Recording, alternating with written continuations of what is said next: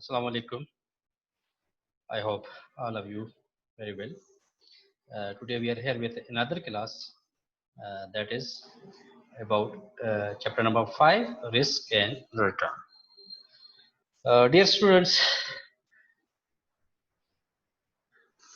हमने लास्ट जो चैप्टर में डिस्कशन की थी that was the valuation of long term securities, जिसमें हमने bonds, preferred stock, common stock और इस किस्म के दूसरी चीज़ों को डिस्कस किया था। उनकी वैल्यूएशन कैसे होती है, मार्केट में क्या पोजीशन है, ये सारी बातें हमने डिस्कस की थी। But today we will here to discuss the very important chapter that is risk and return. Okay, I hope आप सब रेडी हैं इस चैप्टर को समझने के लिए। Okay okay, let me in all of the students in my class, then I will discuss.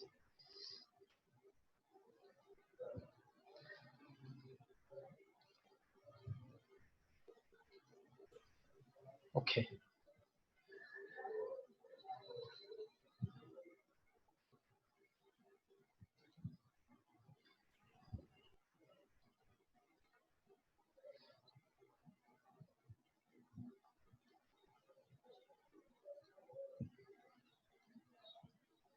Now, okay, thank you.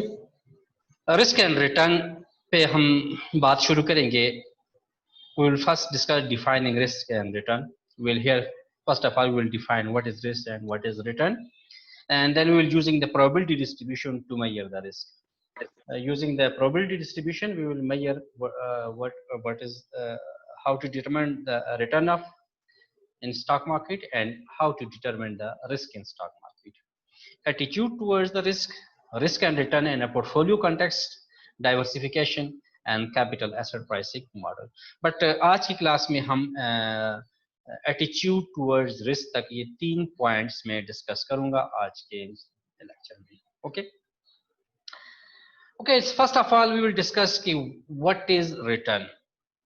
Return को simply अल्फाज में हम ये बात करते हैं कि हम मार्केट में जितनी इन्वेस्टमेंट करते हैं, फॉर एग्जांपल आज के दिन हम एक शेयर खरीदते हैं मार्केट में 10 रुपीज का, और डे आफ्टर टुमारो 2 या 3 दिन के बाद हम 12 रुपीज पे सेल आउट करते हैं। इट मींस हमने बाय किया 10 रुपीज का और सेल कर लिया 12 रुपीज का। तो हम सेल प्राइस को डिवाइड करेंगे बाय प्राइस पे, और इस जो रिटर्न आ जाएगा इस परसेंटेज को हम अपना रिटर्न तस्वर करेंगे। आपके सामने मैंने डिस्प्ले किया हुआ है income received on an investment plus any change in market price, usually expressed as a percent of the beginning market price of the investment.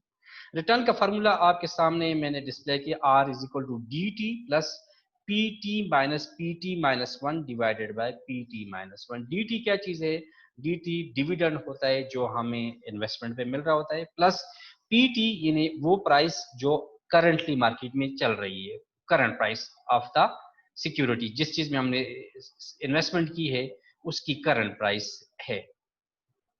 Okay, और PT माइनस 1 यानी बिगिनिंग प्राइस है। बिगिनिंग प्राइस मीन जिस price पे हमने इसको bye किया था, जिस प्राइस पे हमने इसको बाय किया था उसको हम क्या नाम देंगे?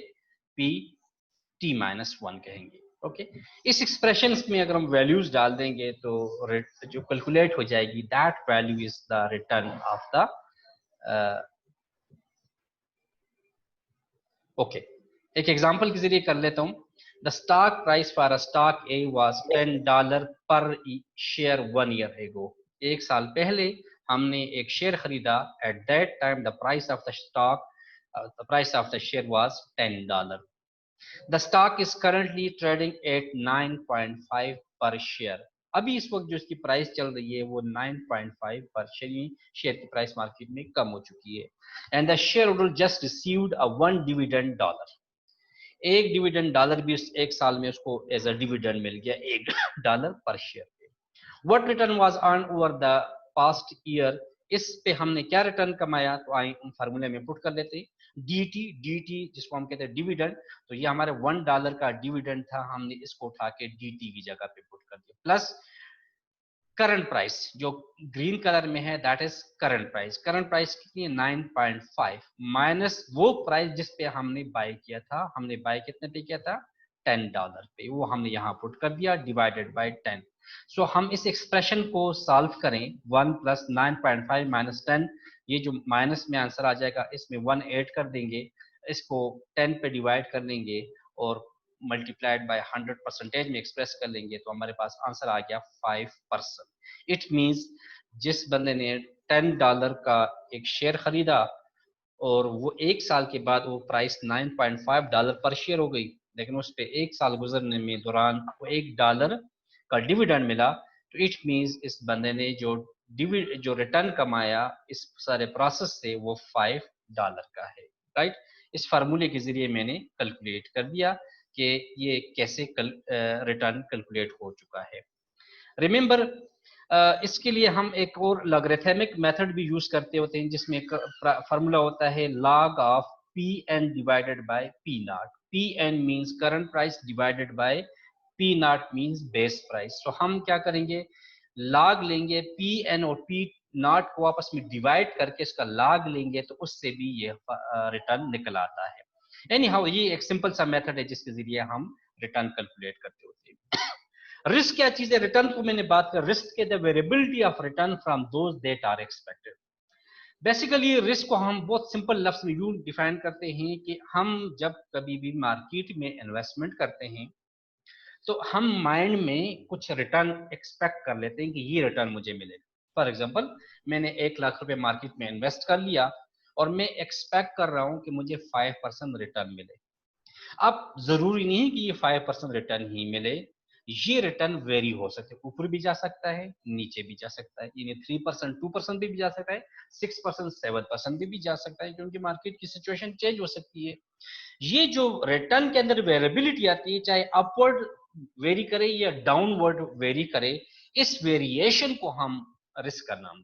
सो the variability of returns from those that are expected, हमने एक्सपेक्ट किया 5% लेकिन वो चला जाए 6% पे या ड्रॉप हो जाए 4% पे, दोनों सिचुएशन में ये जो ऊपर नीचे जा रहा है इस चीज को हम क्या नाम देंगे, रिस्क का नाम देंगे। What rate of return do you expect on your investment this year.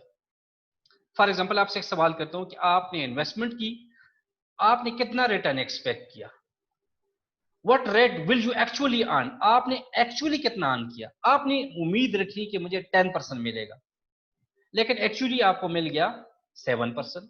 सो 3% आपको कम मिला, वो उससे कम मिला जो आपने एक्सपेक्ट किया। तो इसका मतलब है आपकी एक्सपेक्टेशन के मुकाबले में वेरी हो गया आपका return. It this variation is called risk, इसको हम क्या कहेंगे, रिस्क है। Does it matter if it is the bank current deposit और a share of a stock.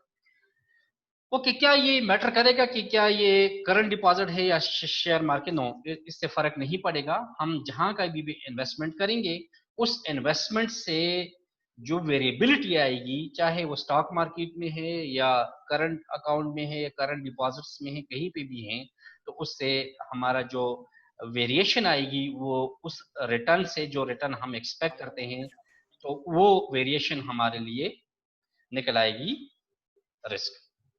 Okay, सवाल ये है कि how we will calculate that expected returns. इसके लिए हमारे पास एक डिस्क्रीट डिस्ट्रीब्यूशन होती है। डिस्क्रीट डिस्ट्रीब्यूशन मींस कि हमारे रिटर्न परसेंटेज में दिए होते हैं। इसका फॉर्मूला है R bar. R bar is expected return. R bar किसको रिप्रेजेंट करेगा, expected return is equal to R I multiplied by P I. Returns को हम प्रोबेबिलिटी के साथ मल्टीप्लाई करेंगे। RI is the expected return for the assets, RI is the return for the ith possibility, and PI is the probability of that return occurring. N is the total number of the possibilities. 5 possibilities, 6 possibilities होती है, जितनी भी possibilities होती है, हर possibilities के साथ हम एक रिटर्न एस्टिमेट कर लेते हैं, उससे हम अपना एक्सपेक्टेड रिटर्न कैसे लें। आपके सामने मैं एक क्वेश्चन डिस्प्ले करता हूँ। एक कंपनी है बास्केट वंडर्स, उसके स्टॉक हैं, स्टॉक यानी शेयर्स हमने खरीदे।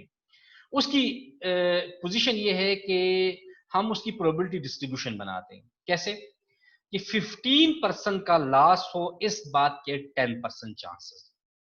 इसको जरा पढ़िएगा, 15% लॉस है, यहाँ में इन्वेस्टमेंट करें, यहां पर हमें 15% का लॉस होगा, इस बात के 100 में से कितने चांसेस हैं? 10% चांस। इसी तरह 3% का लॉस होगा, इस बात के चांसेस हैं 20%। 9% का प्रॉफिट होगा, इस बात के चांसेस हैं 40%। 21% का प्रॉफिट हो, इस बात के चांसेस हैं 20%। 33% का प्रॉफिट हो, इस बात के हैं 10%। अब अगर हम ये प्रोबेबिलिटी ऐड अप करें सारी 10, 20, 40, 20, 10, तो इसका सम आ जाएगा 1। और आपको पता है कि प्रोबेबिलिटी का हमेशा सम कितना होता है? 1 होता है। अब हम सबसे पहले एक्सपेक्टेड रिटर्न मालूम करते हैं, तो हम क्या करेंगे? इस रिटर्न को हम प्रोबेबिलिटी से मल्टीप्लाई करते जाएंगे। पहला रिटर्न है 15.15 इंटू 0.10, इन दोनों को जब हम मल्टीप्लाई करेंगे तो आंसर आ जाएगा -0.015। इस तरह -0.03 multiplied by 0.2 is equal to 0.006 minus में आ जाएगा। Similarly 0.09 into 0.4 it is equal to 0.036 into 0.21 multiplied by 0.20 it is equal to 0.042. Similarly 0.33 multiplied by 0.10 it is 0.033। हमने इस कॉलम में क्या किया? रिटर्न को और प्रोबेबिलिटी को दोनों को आपस में मल्टीप्लाई किया, उसका प्रोडक्ट मालूम कर दिया। अब हम क्या करेंगे? इसको सम करेंगे, यहां से लेकर यहां तक हम इसको सारा सम करेंगे। इसको सम अप किया तो हमारे पास आंसर है 0.09। 0.09 मीन्स 9%। इट मीन्स अगर हम इस बास्केट वंडर कंपनी के शेयर को खरीदेंगे तो उम्मीद है, एक्सपेक्टेशन ये है कि हम 0.09% यानी 9% हम क्या करेंगे? अर्न करेंगे। This 9% is called the expected return. Expected return R bar for the basket wonder is 0.09 और 9%। ये हमने कैसे मालूम किया? प्रोबेबिलिटी डिस्ट्रीब्यूशन के जरिए। प्रोबेबिलिटी डिस्ट्रीब्यूशन कैसे हमने मालूम की? एक साइड में हमारे पास रिटर्न्स दिए थे और हर रिटर्न की पॉसिबिलिटी ऑफ अकरेंस कितनी है, यानी प्रोबेबिलिटी कितनी है कि ये वाला रिटर्न अकर हो जाए, हमने दोनों को आपस में मल्टीप्लाई किया और रिजल्ट हमारे पास ये जो आ जाता है, इसको हम कहते हैं एक्सपेक्टेड रिटर्न। नाउ हम इसका रिस्क कैसे मालूम करेंगे? रिस्क को सिंपली स्टैटिस्टिकली हम मेजर करेंगे थ्रू स्टैंडर्ड डेविएशन। ये आपके सामने मैंने फार्मूला लिखा हुआ है। This formula is the standard deviation formula. इसको सिग्मा से हम रिप्रेजेंट करते हैं। Sigma is equal to R I minus R I bar का स्क्वायर, यानी आर आई से एक्चुअल रिटर्न से एक्सपेक्टेड रिटर्न माइनस करेंगे और इसका स्क्वायर लेंगे।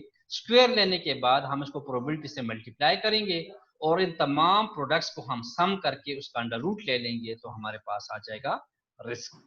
Standard deviation sigma is a statistical measure of the variability of distribution around its mean. It is the square root of the variance. Remember, ये वाला formula मैंने जो लिखा है ये किसके लिए है?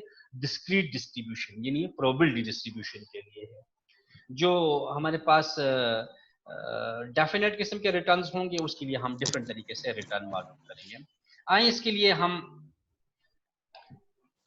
मालूम कर लेते हैं वही जो अभी हमने क्वेश्चन सॉल्व किया था जिसका हमने 9% रिटर्न निकाला था, उसी का हम रिस्क निकालते हैं। ये वही रिटर्न है -0.15 जिसका प्रोबेबिलिटी बनती थी 0.10, -0.03 की प्रोबेबिलिटी बनती है 2.20 एंड सो ऑन, यानी वही क्वेश्चन है।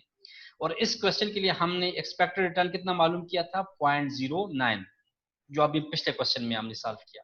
अब हम क्या करेंगे? इस आर आई से आर आई बार को माइनस करेंगे, तो -0.15 -0.09। ओके, माइनस कर लिया। माइनस करने के बाद उस आंसर का स्क्वायर करेंगे। क्या करेंगे? स्क्वायर करेंगे।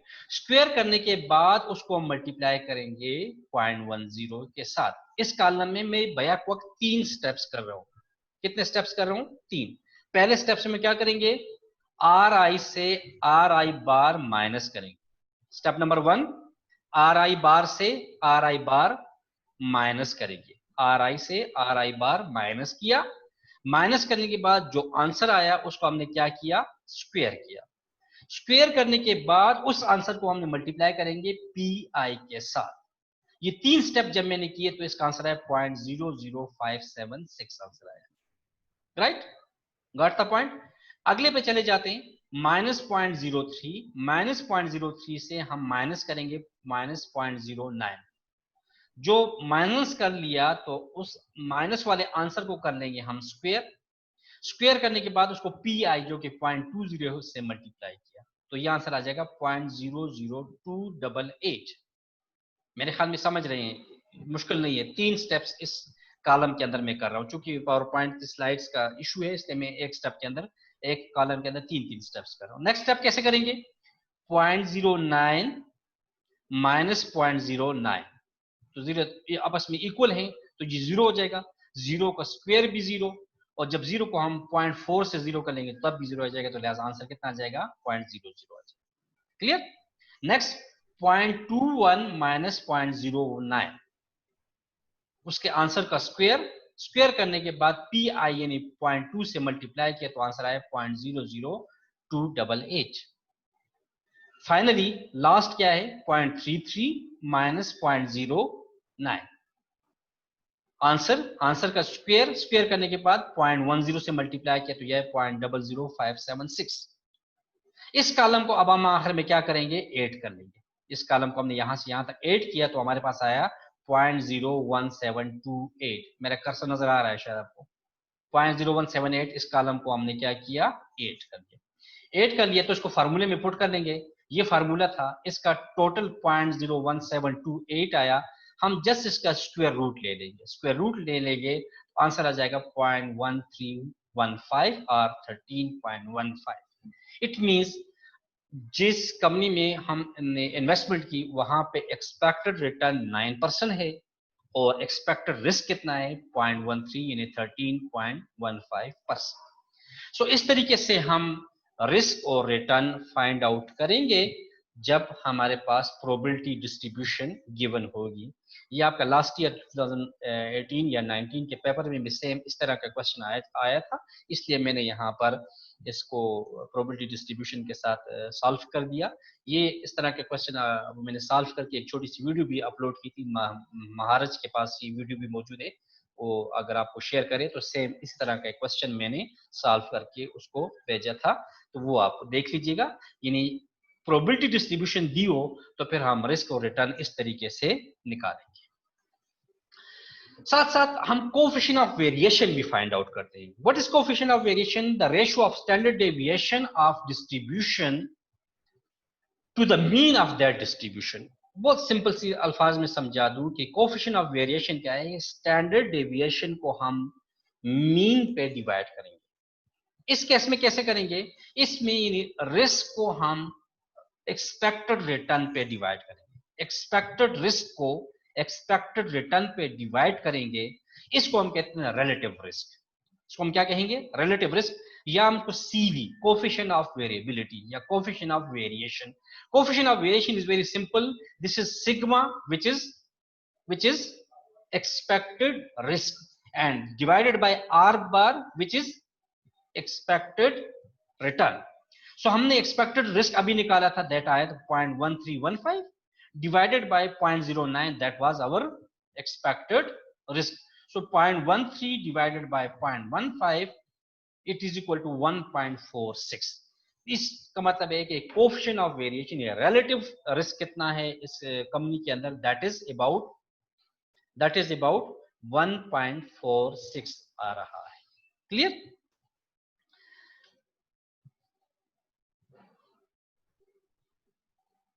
Okay, determining the expected return continuous distribution के लिए कैसे मालूम करेंगे? कंटिन्यूस डिस्ट्रीब्यूशन के लिए बहुत सिंपल है, R bar is equal to sum of R I divided by number of I. ये सिंपली जिस तरह आप एक सिंपल मीन मालूम करते हैं, सिंपल अरिथमेटिक मीन मालूम करते हैं, यानी तमाम रिटर्न्स को जमा करेंगे और उसको नंबर ऑफ रिटर्न्स पे क्या कर लेंगे? डिवाइड करें। फार्मूला आपके सामने डिस्प्ले है, R bar is equal to sum of RI divided by N. R bar is expected return of the asset, RI is the return for the ith observation and N is the number of observations. 3 values होंगी, number of returns होंगी, उनको आपस में सम कर लेंगे और number of returns को फिर हम क्या कर लेंगे? डिवाइड कर लेंगे। राइट? ओके, स्टैंडर्ड डेविएशन कैसे मालूम करेंगे? सिंपल, ये रिस्क कैसे मालूम करें? रिस्क का फॉर्मूला है आर आई से आर आई बार माइनस करके उसको स्क्वायर करेंगे। आर आई एक्चुअल रिटर्न है, आर बार एक्सपेक्टेड रिटर्न है। So R I minus R I bar, इस आंसर का हम स्क्वायर कर लेंगे। स्क्वायर करने के बाद उसको हम n पे डिवाइड करेंगे, यानी नंबर ऑफ ऑब्जर्वेशन पे डिवाइड कर लेंगे और इसका स्क्वायर रूट ले लेंगे तो हमारे पास निकल आएगा। ओके, ये क्वेश्चन आपके लिए मैंने डिस्प्ले किया है, ये आपने सॉल्व करना है, बाद में कर लीजिएगा। इस स्लाइड को थोड़ी देर के लिए मैं रोक के रखता हूं, आप इसका पिक्चर ले लें या इसका स्क्रीनशॉट ले लें। ये क्वेश्चन आपने सॉल्व करके मुझे व्हाट्सएप करना है, राइट? तमाम स्टूडेंट गॉट द पॉइंट? इसमें simply assume that the following list represents the continuous distribution of population return for a particular investment even though there are only 10 returns, 10 returns हैं। और याद रखिएगा ये continuous returns है, probability नहीं है, simple है। जो अभी मैंने अभी फॉर्मूला लगाया 9.6 minus 0.15 0.26 26.7% minus 0.20 20.9% and so on। पहले स्टेप में आप क्या करेंगे, इन तमाम रिटर्न्स को परसेंटेज से लेकर फ्रैक्शन में कन्वर्ट करेंगे, यानी 0.96 को कैसे लिखेंगे 0.096, 0.1 15.4 को कैसे लिखेंगे 0.154, 26.7 को कैसे लिखेंगे 0.267 एंड सो ऑन। उसके बाद वो जो अभी मैंने फार्मूला बताया उसके मुताबिक आप सॉल्व करेंगे, यानी एक्सपेक्टेड रिटर्न मालूम करेंगे और एक्सपेक्टेड रिस्क मालूम करेंगे। I hope all of you can do it. So आज शाम तक ये आपने सॉल्व करके मुझे ग्रुप में व्हाट्सएप कर लें अपने अपने नाम से या अपने से, तो मुझे पता चल जाएगा कि आपने कैसे किए, कर लेंगे इंशाल्लाह। Okay, now come towards the risk attitude. Risk attitude क्या है? मैं आता हूं कि मार्केट में आपको 3 किस्म के इन्वेस्टर्स मिलेंगे। कितने किस्म के इन्वेस्टर मिलेंगे? 3 किस्म के इन्वेस्टर मिलेंगे। एक वो इन्वेस्टर होगा कि जो रिस्क को प्रेफर करता है, यानी वो ये नहीं सोचता कि मेरा रिटर्न कितना है, वो मैक्सिमम रिटर्न कमाना चाहता है चाहे रिस्क का जो भी लेवल है। आपको दूसरा किस्म का वो इन्वेस्टर मिलेगा मार्केट में जो ये चाहता है कि मेरा रिस्क कम हो चाहे रिटर्न बेशक कम हो ज्यादा मुझे, लेकिन मेरा मिनिमम रिस्क हो। इस किस्म के हम लेके थे रिस्क अवर्जन्स कहते हैं। और तीसरा एक ऐसा इन्वेस्टर मिलेगा जो रिस्क इंडिफरेंट होगा, यानी चाहे उसका रिस्क ज्यादा है या कम, इससे कोई फर्क नहीं पड़ता, बस वो मार्केट में एक सिचुएशन के तहत इन्वेस्टमेंट कर लेता है। तो इसका फर्स्ट एटीट्यूड है सर्टेनिटी इक्विवेलेंट। अगर ग्रेटर देन एक्सपेक्टेड वैल्यू है तो उसको हम कहते हैं रिस्क प्रेफरेंस। ये एक ऐसा इन्वेस्टर है जो रिस्क को प्रेफर करता है। अगर certainty equivalent is less than expected value, इसको हम कहते हैं रिस्क अवर्जन्स। और certainty equivalent is equal to expected value है तो इसको हम कहते हैं रिस्क इंडिफरेंस कहते हैं। अब सर्टेनिटी इक्विवेलेंट क्या चीज है? Is the amount of cash someone would require with certainty at a point in time to make the individual indifferent between the certain amount and an amount expected to be received with risk at the same point in the time। यानी ये वो equivalent cash amount होती है जो एक खास time पर एक खास रिस्क लेवल पर इन्वेस्टर कमाना चाहता है। वो सर्टन होता है कि इतने पैसे उसको इस रिस्क पर इस पॉइंट ऑफ टाइम पे मिलेगा। और यही चीज जो होती है वो रिस्क को, एटीट्यूड को डिटरमिन करती है। अगर किसी का इससे ये एक्सपेक्टेड वैल्यू ग्रेटर होगी तो वो रिस्क डिफरेंस होगा, रिस्क प्रेफरेंस पे चला जाएगा। अगर उसकी ये वैल्यू इक्वल होगी तो रिस्क इंडिफरेंस पे चला जाएगा, और इसकी अगर एक्सपेक्टेड वैल्यू से लेस हो जाएगी तो वो रिस्क अवर्जन होगा। Most individual are risk averse. Market में जो ज्यादातर लोग होते हैं वो कौन से होते हैं? रिस्क अवर्स होते हैं। इन्हें ऐसी जगह पे इन्वेस्टमेंट ढूंढते हैं जहां पर उनका रिस्क लेवल क्या हो, बहुत कम से कम हो, और रिटर्न बेशक जो भी मिले ज्यादातर आपको इस किस्म के मिलेंगे। ओके, इसको एक्सप्लेन करने के लिए मैं एक एग्जांपल देता हूं कि you have the choice between a guaranteed dollar reward. Number 1, आपके पास चॉइस है कि आपको कुछ गारंटी रिवार्ड मिल रहा है। गारंटी मींस कि आपको रिटर्न फिक्स कर लेते हैं कि आपको 10% रिटर्न मिलेगा, इसकी गारंटी दे दी जाती है। इसकी क्या दी जाती है? गारंटी दे दी जाती है। दूसरी ये coin flip Gamble of $1 lakh और $0। दूसरा आपको ऑप्शन दिया जाता है कि चले कॉइन फ्लिप करते हैं, क्या आपको $1 $1 लाख मिलेगा या आपको कुछ नहीं मिलेगा। यानी 50% चांसेस हैं कि आप $1,00,000 कमा लें और 50% चांसेस आपको जीरो मिले, कुछ भी ना मिले. The expected value of gamble is $50,000. So Mary requires a guarantee $25,000 or more to call off the gamble. So उसको इस गारंटी को कॉल ऑफ करने के लिए इसको हम $25,000 की गारंटी देते हैं कि आपको $25,000 देते हैं या ज्यादा देते हैं. Reliance is just happy to take $50,000 to take the risk gamble. दूसरा बंदा है वो कहता है नहीं, मैं मुझे $50,000 कमाने हैं, तो वो रिस्क गैम्बल पे चला जाता है. Sharon requires at least $52,000 to call off the gamble. उसको इस गैम्बल को कॉल ऑफ करने के लिए वो $52,000 चाहिए. तो किसका क्या है? मैरी का जो एटीट्यूड है वो कौन सा है? रिस्क अवर्जन एटीट्यूड होगा. जो दूसरा बंदा है रेलिफ, उसका एटीट्यूड कौन सा होगा? रिस्क इंडिफरेंस एटीट्यूड होगा. और जो थर्ड होगा शैनन, उसका रिस्क एटीट्यूड कौन सा होगा? रिस्क प्रेफरेंस होगा. ओके, ये बातें आज के हवाले से मैंने की. आज मैंने सिर्फ कैलकुलेट किया एक्सपेक्टेड रिटर्न और एक्सपेक्टेड रिस्क पे बात की. इंशाल्लाह आने वाले दिन हम इसको पोर्टफोलियो कॉन्टेक्स्ट में बात करेंगे. यहां तक अगर कोई आप तरफ क्वेश्चन कंफ्यूजन है तो आप पूछ सकते हैं, स्क्रीन पे आकर अपनी बात कर सकते हैं. जी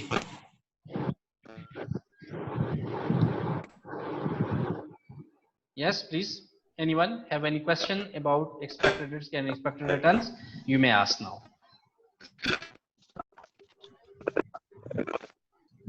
Okay. जी. Okay. अगर आप तरफ से कोई क्वेश्चन नहीं तो इंशाल्लाह हम कल एक और क्लास के साथ आएंगे और बात करेंगे. तब तक अल्लाह हाफिज. और इंशाल्लाह इस लेक्चर की वीडियो रिकॉर्डिंग आप YouTube पे भी देख सकेंगे. Thank you. अस्सलाम वालेकुम. अल्लाह हाफिज.